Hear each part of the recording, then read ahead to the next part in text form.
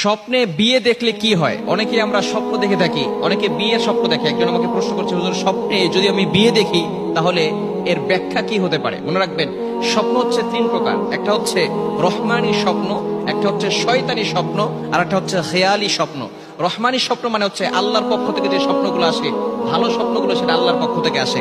খারাপ স্বপ্ন এটা শয়তানের পক্ষ থেকে আসে।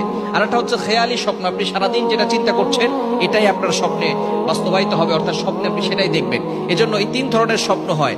বিশেষ করে শেষ রাতে যে স্বপ্নগুলো দেখা হয় এগুলো তার উপরে প্রভাব পড়ার একটা আলামত থাকে। আমরা দিনের বেলা যে স্বপ্ন দেখি তার প্রভাব কিন্তু মানুষের উপরে সাধারণত পড়ে না। যদি কোনো ব্যক্তি নিজের বিয়ের স্বপ্ন দেখে যে সে নিজে বিয়ে করতেছে, তাহলে এর দ্বারা ভয় পাওয়ার কোনো কারণ নাই। আল্লাহ পাক রব্বুল আলামিন অতি শীঘ্রই তাকে সম্পদের মালিক বানাবেন, বলেন সুবহানাল্লাহ। আল্লাহ তাআলা অতি শীঘ্রই তাকে সম্পদের মালিক বানিয়ে দিবেন। এজন্য যদি কেউ নিজের বিয়ে দেখে তাহলে আল্লাহ পাক রব্বুল আলামিন তাকে অতি শীঘ্রই সম্পদের মালিক বানাবেন। কারণ আল্লাহ তাআলা পবিত্র কোরআনুল কারীমের ভিতরে নিজে বলে দিয়েছেন, সূরাতুন নূরের ভিতরে 18 নম্বর পারার 15 নম্বর পৃষ্ঠা রয়েছে, ওয়ানকিহুল আয়ামা মিনকুম ওয়াস-সালিহিনা মিন ইবাদিকুম। যদি কোনো ব্যক্তি দারিদ্র থাকে, গরিব থাকে এবং সে যদি বিয়ে করে, আল্লাহ পাক রব্বুল আলামিন বিয়ের মাধ্যমে তাকে আল্লাহ তাআলা ধনী বানিয়ে দিবেন, বলেন সুবহানাল্লাহ। এজন্য কোনো ব্যক্তি যদি স্বপ্নে দেখে বিয়ে করছে, আল্লাহ পাক রব্বুল আলামিন দ্রুতই তাকে সম্পদের মালিক বানিয়ে দিবেন। নাম্বার 2, দ্বিতীয় নাম্বার হচ্ছে, যদি কেউ স্বপ্ন দেখে অন্যের বিয়ে হচ্ছে, অর্থাৎ তার কোনো ফ্রেন্ড সার্কেলের বিয়ে হচ্ছে অথবা তার আত্মীয় স্বজনের বিয়ে হচ্ছে, এটা যদি কেউ দেখে তাহলে আল্লাহ পাক রব্বুল আলামিন তার নেক আশা পূরণ করবেন এবং তার সংসারের ভিতরে সুখ শান্তি বৃদ্ধি করে দিবেন। সুবহানাল্লাহ বলতে পারলেন না?